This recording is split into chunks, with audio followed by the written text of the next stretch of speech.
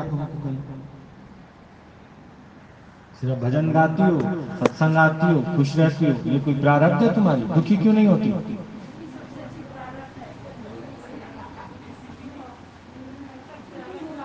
ये कोई प्रारब्ध थोड़ी है ना। तुम कोई 84 के चक्कर में जाने की तैयारी कर रही हो। एक गुरु कर लिया, बस उसी के घमंड में रहती हो। गुरु गुरु गुरु, सारा दिन गुरु गुरु करती हो। गुरु खिलाएगा रोटी तुमको? ये कैसी प्रारब्ध है?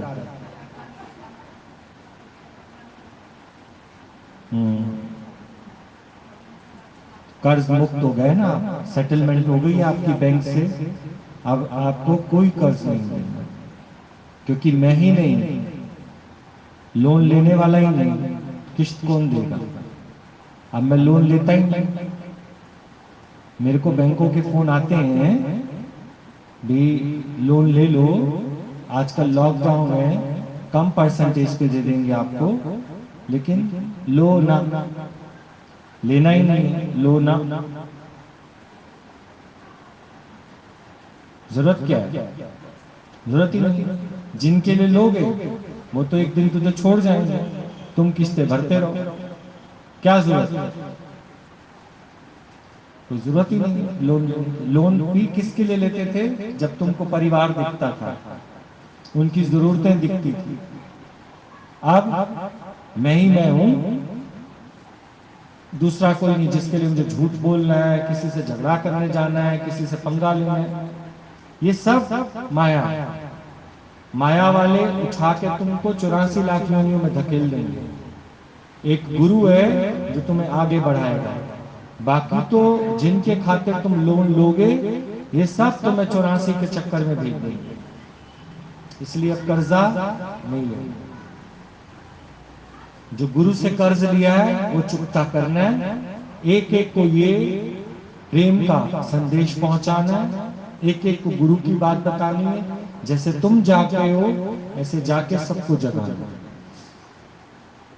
मन कहेगा कोई नहीं जागता, बेकार की मेहनत है, कोई नहीं जागता, कोई नहीं सुनेगा, पर तब भी तुम्हें ये काम करना है। सुबह सुबह वो लेके घूमती है ना झोला, डोर टू डोर जाती है, तो उनकी जो हेड होती है वो उनको कहती है चमचे गिलास कटोरियां बेचना, पर तुम्हारे मन में आएगा कोई नहीं लेगा, पर तुम एक एक दरवाजे पर जाना, बड़े प्यार से बोलना, गुड मॉर्निंग, कैसे हो, बाल बच्चे सब ठीक है, आपके घर में सब ठीक है? हमारे पास ना बहुत अच्छा सैंपल है, देखो देखोगी एक बार, लेना नहीं, देखोगी? तो उनको सेल्स फ्रेंडशिप करने आती है। दरवाजे पर शुरू करती हैं वो, इतने प्यार से बोलती हैं, अगले का दिल जीत लेती हैं। अगला कहता है अरे आओ आओ। तुम भी कहां से शुरू करते हो? हरिओम जी। पहले दिन मत ज्ञान सुनाना किसी को, पार्क में कोई मिले, आते जाते कोई मिले, स्माइल पास करना, हरिओम जी, और ठीक हो, हरिओम जी। 20-25 दिन तो इस तरह से बीज डालो। किसका? हरिओम। तुम पहले ही जाके ज्ञान का पिटारा खोल देते हो, आत्मा ही आत्मा, परमात्मा ही परमात्मा, सब तुमसे दूर भाग जाते हैं। सब सोचते हैं कि हमें सन्यासी ना बना दे। प्री नर्सरी के बच्चों को कैसे पढ़ाती है मैडम? पहले किताब लेके खड़ी होती है, पहले टॉयज दिखाती है उसको, पहले उसको कुरकुरे देती है जहां से बच्चा फंसना चाहे, और उसके बाद फिर वही बच्चा अपनी मम्मी से क्या बोलता है? स्कूल, स्कूल लेके जाओ, घर नहीं बैठूंगा, स्कूल लेके जाओ। तो नर्सरी की टीचर को ये बहुत अच्छी ट्रेनिंग दी जाती है किस तरह से बच्चों को अट्रैक्ट करना है। ऐसे गुरु भी हमको पहले पहले क्या करता है? अट्रैक्ट करता है, फिर इंस्पायर करता है, और फिर कब खेल खेल में ये ज्ञान, ये सत्य हमारे अंदर भर देता है, पता ही नहीं चलता। फिर अब लगता है कोई कर्ज देना ही नहीं, हमें 84 के चक्कर में घूमना ही नहीं, घूमना है। तो गुरु हमारा सबसे बड़ा डिफेंस है। डिफेंस के लिए लोग अपने पास गन रखते हैं, कोई सिक्योरिटी गार्ड रखता है, लेकिन हम अपने साथ किसको रखते हैं? गुरु को रखते हैं। हमारा डिफेंस कौन करता है? गुरु। और क्या बोलते हो?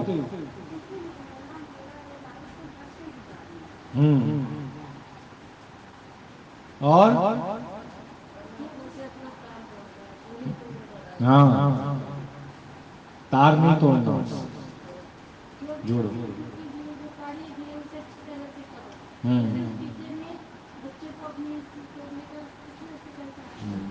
अब देखो तुम बुलवा लेते हो ना हरिओम, इससे हम नहीं बुलवा पाते।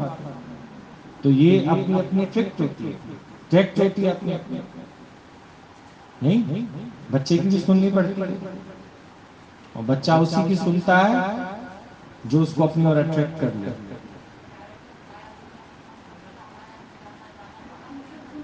हाँ,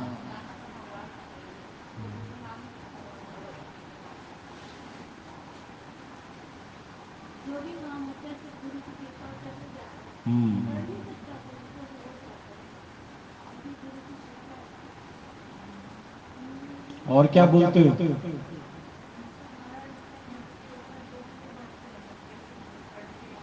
अरे देखा जाए तो माया है नहीं, बिचारी पे इतने केस डाल दिए तुमने, धाराएं लगा दी अपने इसके ऊपर, है तो नहीं वो। अब गुरु आ गया तो कहाँ है माया? हाँ जी, तो माया नहीं है, और माया है तो गुरु से प्रेम नहीं है। अब भी अगर अगर आप सोचते हो, विचार करते हो, तो ये माया है। बहुत साल रहे हो ना माया में, तो इसलिए फिर माया आ जाती है। पहला प्यार है ना तुम्हारा, वो कभी नहीं भूलता। नहीं, जबकि देखा जाए तो पहला प्यार तुम्हारा परमात्मा, उसने रहमत करके हमको मानुष चोला दिया, ये समझ हमको गुरु देता है। पर तुम पहला प्यार किसको समझते हो? माया। इसलिए माया भी तुम्हारे साथ निभाने के लिए हमेशा तुम्हारे गले पड़ी रहती है। जिस दिन तुम पहला प्यार गुरु को जानोगे, ईश्वर को जानोगे, प्रभु को जानोगे, तो वो भी तुम्हारी बाह छोड़ने वाला नहीं है। और ये कहाँ पता था तुम लोगों को? बीच बीच में भटक जाते हो ना, कहाँ पता था तुम लोगों को? पहला प्यार तो हम लोगों को कहाँ लगता है? अपने वालों में लगता है। नहीं तो सच बताओ, सत्संग हमारा किस दिन छूटता है? अगर पहला प्यार हमारा सत्संग है, तो फिर छूटता ही क्यों है हमारा? आज भी तुम देख लेना, अगर तुम पहला प्यार सत्संग को जानते हो, तो इश्क तुम्हारा सत्संग से होना चाहिए। इश्क सतगुरु से हुआ जब, माया से क्या है लेना। इश्क सतगुरु से हुआ जब, छोरा चौरासी भटकना, गुरु में जब खुदा को देखा। छोरा चौरासी भटकना, खुद आ। तुम्हारे जीवन में गुरु खुद चल के आया। तुम कहीं गए थे हिमालय पर्वत पर गुरु को ढूंढने? कहीं जंगलों में भटके हो? ऐसे ही देखो, बहाने से किसी की वेडिंग एनिवर्सरी थी, तो तुम तो ऐसे ही चले गए लास्ट में। भी पड़ोसी बुलाने आए, आ जाना, 2 नंबर से हमारे आएंगे सत्संग वाले, सुन के देखना एक बार, बहुत अच्छा लगेगा तुम्हें। पर शुरू से आदत थी ना, घर के आमने सामने कहीं चौकी जागरण होता था, लंगर होता था, तो कब जाते थे? लास्ट में। क्या आधा घंटा पहले तो तुम सोचते थे कौन सा सूट पहन के जाएं, ये पहनूं, ये पहनूं, निकाल निकाल के पलंग भर देते थे। नहीं,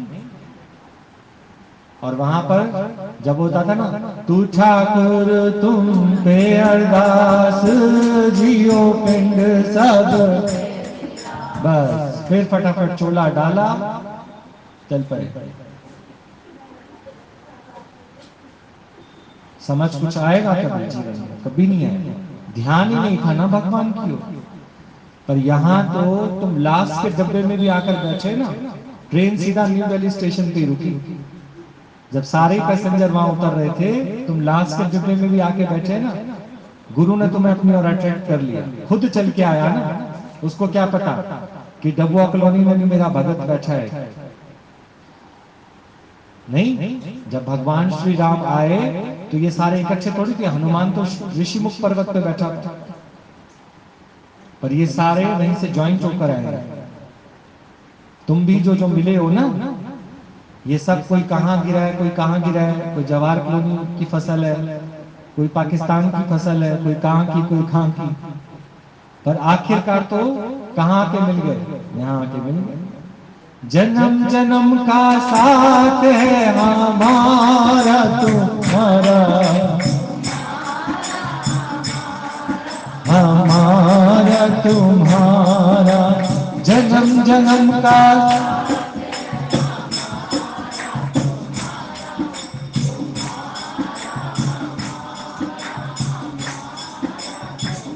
तो गए तो सहेली की वेडिंग एनिवर्सरी में थे, पर शादी तुम्हारी हो गई, पिया मिलन तुम्हारा हो गया। गुरु की नजर ऐसी पड़ी कि तुम्हारी तो पलक ही नहीं झपकी, और वहां पर लास्ट में वाणी भी वही चल रही थी। लास्ट में जब तुम जाके बैठे तो तुम्हें तो लगा भाई ये तो हमारे अंदर की बात खींच ली गई, जो जब आए तब ही भगवान का दर्शन। गुरु अल्ट्रासाउंड मशीन है, कोई लास्ट में भी आके बैठा होगा ना, उसको भी तार देता है, उसको भी अपनी नजर से निहाल करता है।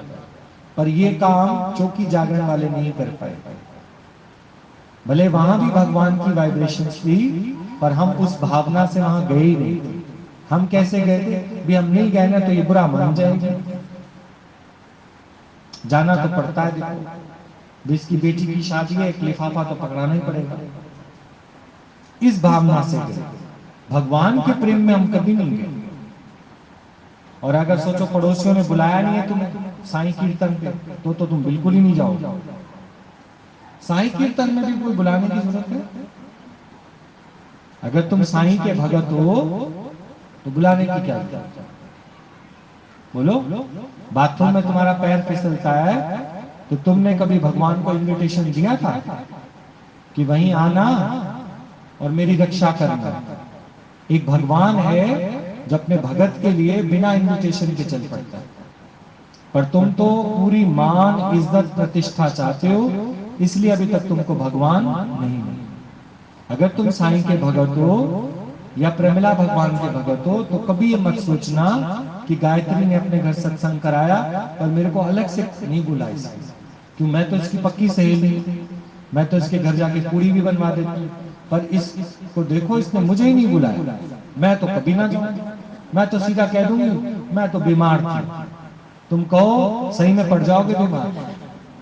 ये जो बीमारी के बहाने बनाते हैं ना, गीता भगवान कहते थे तथास्तु, वाकई में ऐसी बीमारी लग जाएगी जो शरीर में से फिर तुम्हारे जाएगी। भगवान के काम के लिए तो बोलना हम हमेशा चुस्त हैं, और माया के काम के लिए बोलना हमारे सर में दर्द है, आज हम नहीं आ पाएंगे। जो काम तुम्हें माया के काम के लिए बोलना है वो तुम भगवान के काम के लिए बोलो। माया का कोई काम हो तो उसमें हमेशा बोलना आज हमारी पीठ में दर्द है, आज हम आ नहीं पाएंगे, आज हमारे घुटने नहीं चल रहे, और भगवान के काम के लिए हमेशा बोलो तैयार है। भले तुम्हारे घर वाले बोल सकें। देखना अभी मौसी के घर से फोन आया था तो मम्मी कह रही थी मेरे सर में बहुत दर्द है, भैया जी का फोन आया, इनका सर का दर्द कहाँ गया, तो दौड़ी दौड़ी जा रहे हैं। तो भगवान के काम के लिए हमेशा तैयार रहना और माया के काम के लिए हमेशा बीमार रहना, तब छूटोगे, ऐसे नहीं छूटोगे, ये ध्यान रखना। माया में डिसइंटरेस्टेड होके रहोगे तब माया तुम्हारा पीछा छोड़ेगी, और भगवान तुम्हारे डिफेंस में तब आएगा जब तुम सब और से मन हटा के केवल प्रभु शरण में रहना पसंद करो। आ रहा है समझ के नहीं? तुम्हारा और हमारा ये कोई अब का रिश्ता नहीं है। हम पहले भी साथ रहते थे, आद सत्य जुगाद सत्य है भी सत्य नानक।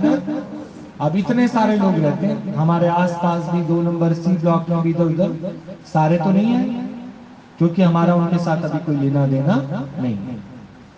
तुम्हारे साथ था पहले भी हम साथ रहते थे और यहाँ भी अब साथ बैठे, तभी तुम्हारा तार यहाँ हमारे साथ जुड़ गया। हम कितना भी तुमको प्यार प्यार में डांट लेते हैं, तुमको बुरा नहीं लगता। कितनी समझ देते हैं, तुम कहते हो वाह वाह गुरु वाह, कि कितना प्यार प्यार में तुमने हमारे स्तर को ऊपर उठा दिया, माया से दूर। तुमने कर्मों से बचाया है हमें, तुमने माया से छुड़ाया है हमें, तुमने कर्मों तुमने माया से छुड़ाया है हमें, भूल कर भी तेरा ये ज्ञान भूले, इश्क तेरा साथ तेरा प्यार तेरा ही रहे, आपके प्यार में। गुरु का प्यार ही ऐसा, प्यार ही ऐसा। देखो ना, तुम्हारे साथ कोई ब्लड रिलेशन है उसका, ना कोई लेना है ना देना है, पर वो जानता है, वो जानता है कि अगर ये लास्ट में भी आकर बैठी है तो ये अब हमारी हो गई, ये हमारी थी, हमारी हो गई है। और फिर देखना, तुम खुद सर्च करोगे कि इनका आश्रम कहाँ है, ये कहाँ बैठते हैं, हम जाएं इनके पास, अब रह नहीं पा रहे, तुम्हारे अंदर वो विरह की अग्नि जला जाएगा। और इस तरह से उस दिन से तुम्हारा काम बन जाता है भगवान को पाना। अब भगवान को बिना गुरु के नहीं पाया जा सकता। जिसका एक दिन में, सोचो तुम सारी दुनिया में घूमे, किसी ने तुम्हारी रग नहीं पकड़ी, तुम्हारे दुख का कारण तुमको नहीं बताया, और गुरु ने पहले दिन, भले तेरी ओर देखा भी नहीं है, गुरु वाणी ऐसी कर दी कि तेरी रग पकड़ ली। बड़े बड़े तजर्बेकार डॉक्टर होते हैं ना, तुम सिर्फ उनके पास बैठते हो और वो पूछता है रात को पसीना भी आता है आपको, तुम कहते हो हाँ, कोई टेस्ट नहीं कराए। और जो अनजान डॉक्टर होते हैं पहले तुम्हारे को 10 तो टेस्ट लिख देते हैं, जाओ टेस्ट करा के आओ। और जो तजर्बेकार होता है वो इतना पूछता है रात को प्यास ज्यादा लगती है, अच्छा गला सूखता है, डायबिटीज बढ़ी हुई है तुम्हारी, तजर्बेकार है। और दूसरा वाला पहले डायबिटीज चेक करवाएगा। जो तजर्बेकार होगा वो तुम्हारे सिम्टम्स से तुमको बता देगा कि तुम्हारे को मर्ज क्या है। अच्छा रोना आ जाता है, बच्चों की याद आती है, अच्छा पता लग गया उसको मुंह की बीमारी है।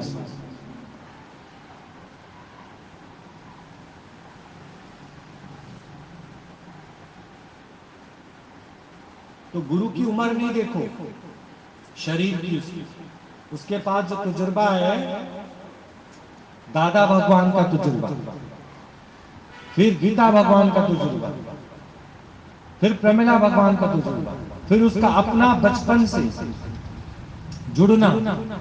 जिस उम्र में मनुष्य विषय विकारों को चुनता है, वो उसी उम्र में कहां लग जाता है, सत्संग में। तो कितने सालों का तजुर्बा है उसके पास, सोच के देखो।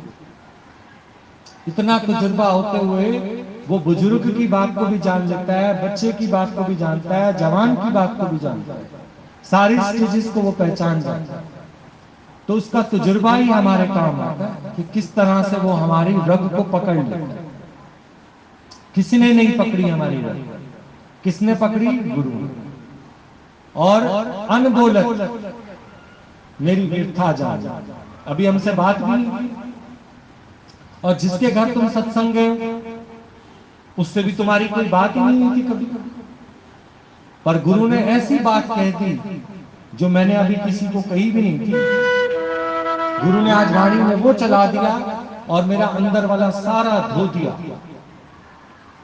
तो उसी दिन से अंदर वाले ने डिसाइड किया कि वहां पकड़ लो भाई इनकी, ये जहां जहां जाए इनके पीछे पीछे जाओ, क्योंकि जिस भगवान को मैं मूर्ति के आगे पुकारती थी वो इस रूप में आ गया खुद चल। मैं इंतजार कर रही थी, जैसे भीलनी और शबरी इंतजार कर रही थी रोज फूल तोड़ती थी, रोज बेर तोड़ती थी, पर जब भगवान सामने आके खड़ा हो गया उस दिन तो वो पहचान ही नहीं पाई, उस दिन नहीं पहचान पाई वो। खुद भगवान ने अपना इंट्रोडक्शन दिया, मैं रघुनंदन और ये मेरा अनुज लक्ष्मण, मैं दशरथ पुत्र राम हूं और ये लक्ष्मण। वो तो पागल ही होगी जैसे, उसको पहले सारे साधु संत पागल कहते थे, तुम्हारे घर वाले तुम लोगों को पागल कहते हैं ना, ऐसे सारों साधु संत सन्यासी को पागल कहते हैं। ले तेरे नीच के घर राम आएंगे, बता तुम इतने पापी दुष्कर्मी, तुम्हारे घर राम आएंगे और आ जाते, क्योंकि गुरु तुम्हें तुम्हारे कर्मों से नहीं पहचानता, गुरु तुम्हारे भाव से तुम्हारे पास खिंचे जाते। भले तुम्हारे घर वाले शराब का काम करते हैं, तुम थोड़ी करते हो, वो शराब का काम जीविका चलाने के लिए करते हैं, कि तुम अपनी दाल में भी शराब मिलाते हो, रोटी में भी शराब मिलाते हो, बिस्तरे में भी शराब डाल के रखते हो। शराब तुम्हारा बिजनेस है कि हर चीज में तुम शराब डाल के रखते हो, शराब का बिजनेस तो गुरु भी करता है, नशा तो वो भी चढ़ाता है तुमको। मेरे साकिया बता दे वो शराब कौन सी है, मेरे साकिया बता दे वो शराब कौन सी है, जिसे पी के साथ दुनिया तेरे दर पे झूमती है, जिसे पी के सारी दुनिया तेरे दर पे झूमती है। तो मैं इसके घर इसलिए नहीं जाऊं, इसका आदमी शराब का काम करता नहीं, पर संत महात्मा लोग इन बातों से कभी भी पीछे कदम नहीं हटाएगा। भले ही दुनिया उनके ऊपर दोष लगा दे, निंदा लगा दे, पर वो उसको कीचड़ से बाहर करके ही रहे। समझे? तो सारे साधु संत सन्यासी भिल्ली को कहते थे, तू नीच है, छोटी कौम की है, छोटी जात की है, तेरे घर चक्रवर्ती सम्राट राजा दशरथ का पुत्र आ जाएगा राम, क्या सोच रही है? तुम्हें भी कहते हैं हाँ, ऐसे रोज रोज सत्संग जाने से कोई भगवान मिल जाता तो सारे ऋषि मुनियों को भी मिल जाता। ऋषि मुनियों के अंदर भाव नहीं था, अहंकार था, और तुम अपना अहंकार मिटा के आए हो। जब तुम यहां के लिए तैयार होने लगते हो ना, अहंकार तुम्हारे पास भी आता है, फलाना आने वाला है, पेमेंट देने आ रहा है, तुम क्या कहते हो, भाड़ में जाए सब, ये काम तो 84 लाख योनि में बहुत किए हैं, पर आज मैं कहां जाऊंगी, सत्संग जाऊंगी तो जाऊंगी। और आप देखो पेमेंट वाला भी 7:30 के बाद आता है, भगवान उसके लिए भी लॉकडाउन लगा देता है उसके लिए कि अभी मत आना, मेरा भगत घर पे नहीं है। सारे काम करा देता है भगवान, कराता है कि नहीं बोलो? फिर एक भी बता दो कि मेरा सत्संग आने से नुकसान हुआ है कभी नुकसान? तो यही गुरु तुम्हारा डिफेंस करता है। गुरु तुम्हारी जात पात से कुछ नहीं लेना देना, उसको तुम्हारे मुखोटों से कुछ नहीं लेना, तुम्हारी देह से कुछ नहीं लेना, पर तेरे अंदर जो अमृत तत्व दब गया है वो उसको प्रकट कर। धरती में जब भीम ने तीर मारा तब जाके धार निकली, भीम गोडा है ना हरिद्वार में, वो ऐसे ही बने, उसमें से धार निकली। और बाण गंगा, एक पार्ट उसका बाण गंगा है, जो तुम जाते हो वैष्णो देवी तो पहले पहले बाण गंगा, बाण मारा तो नीचे से क्या प्रकट हुई, गंगा प्रकट। आप सोच के देखो भीम के बाण में कितनी ताकत थी। तुम्हारे संकल्प में उतनी ताकत होनी चाहिए कि गंगा खुद चल के तेरे घर आ जाए। रविदास के पास से कोई जा रहा था कि चल चल यहाँ पर चावला बेकरी वाला बस ले जा रहा है, तू भी चल, 750 रुपए में क्या महंगा है। और उसने बोला नहीं, मेरे तो घर में गंगा बैठी है, कठौत में गंगा नहीं। बोला वो कैसे? बोला मन चंगा तो कठौत विच गंगा। बोला अच्छा वो कैसे? बोला जाना और गंगा माता को मेरी ओर से नमस्कार करना। गंगा माता ने भी हाथ बाहर निकाल के क्या बोला, ये कंगन किसको दे देना? रविदास को दे देना। पर दिए उसने? नहीं दिए। तो मन चंगा नहीं था ना उसका, तो क्या उसको गंगा का दर्शन हुआ है? मन चंगा है ना जिसका, तो यहीं बैठे वो गंगा का दर्शन कर सकता। जिसका मन ही चंगा नहीं है, वो कितना भी तीर्थ तप दान कराए, पर मन में तो उसके अभिमान है ना। तो गुरु हमारा अभिमान मिटा के कहता है छोड़ा एक बार, तू एक बार 6 से 7 आके बैठ, तेरा कितना अभिमान कटेगा। जो तेरे अंदर मैं भरे पड़ी ना, मेरी वजह से मेरी वजह से मेरी वजह से, सब तेरे को पता लग जाएगा कि सब काम होंगे। तू 1 घंटे के लिए समझ मुर्दा हो गया, नहीं है मेरा किसी से कोई लेना देना। और 1 घंटे बाद तुम जाओगे, देखना उससे भी बढ़िया मिलेगा तुमको घर में। सब अपने अपने डिपेंडेंट हो जाएंगे, कोई मैगी बना के खा रहा होगा, किसी ने मैगी टमाटर भी रखी होगी, सब काम हुए पड़े मिलेंगे तुमको, और तुम ही सारा दिन फ्री नहीं। तुम एक बार आके तो देखो, आओ एक बार और बैठो, गुरु की बात मानो, गुरु तुम्हारा अभिमान ना काटे, फिर कहते ठीक क्या आया समझ में? और बोलो। बोला फिर मैं क्या करूं? बोला तू अपना रोज दिन रात सत्संग जा, तू छुट्टी हुई है। भगवान ने कितना आसान नहीं कर दिया तुम्हारे काम। जब उन्होंने देखा इसका इंटरेस्ट ही सत्संग में, तुम्हारा एक दिन भी सत्संग नहीं छुड़ा है। और जब तुम्हारा आदमी ने बोला तू 4 दिन कहीं नहीं जाएगी, बोला मैं नहीं जा सकती, मेरे सत्संग वाले तो आ सकते हैं। तुम गुरु को रिक्वेस्ट कर दो कि 4 दिन का सत्संग मेरे घर ही रख दो, मैं नहीं निकल सकती ना, पर ये सारे तो आ सकते हैं। इस बहाने लेडी संगीत भी हो जाएगा, ढोलक बजती रहे और राम भजन होते रहे, तो मेरा सत्संग भी नहीं छूटेगा। अकल सीखो थोड़ी सी। तुम्हारे घर में कोई मर जाए और तुम्हारे सब कहें नहीं जाना तूने 17 दिन तक बाहर कहीं, बोला मैं नहीं जा सकती, मेरा विराट स्वरूप तो आ सकता है घर पे। सबको बोल दो, गुरु को ही बोल दो 17 दिन तक मेरे पे कृपा बनाए रखना, मेरा साथ मत छोड़ना, नहीं तो अगर रिश्तेदारों ने मुझे घेर लिया तो मुझे कहीं का नहीं छोड़ेंगे। तो गुरु भी अपना अटैची लेके कहां बैठ जाता है 17 दिन तक। राशियां देखते हो ना, गुरु चौथे घर में बैठा है, आज 5वें घर में बैठा है, लेकिन गुरु तो तेरे घर ही जाके बैठ जाएगा 17 दिन तक नहीं, और सबको मैसेज डाल देगा कि सारे के सारे वहां पहुंचो 17 दिन तक। तुम्हें जगह से हिलने नहीं देगा, तेरे घर रोटी पानी कहां से आ रहा है कुछ पता ही नहीं चलेगा, तुम भी खाओ तुम्हारे रिश्तेदार भी खाएं, कुछ नहीं पता लगेगा। तो तुम्हारे घर वाले हैरान हो जाएंगे कि हम इनको सत्संग से छुड़ा ही नहीं सकते किसी कीमत पे, क्यों? ये नहीं जाती तो वो आ जाते। इस तरह से अपनी लगन लगा के रखो कि तुमसे सत्संग किसी भी पल छूटना नहीं चाहिए, नहीं तो माया तुम पे हावी हो जाएगी, ये ध्यान रखना। ठीक चलो।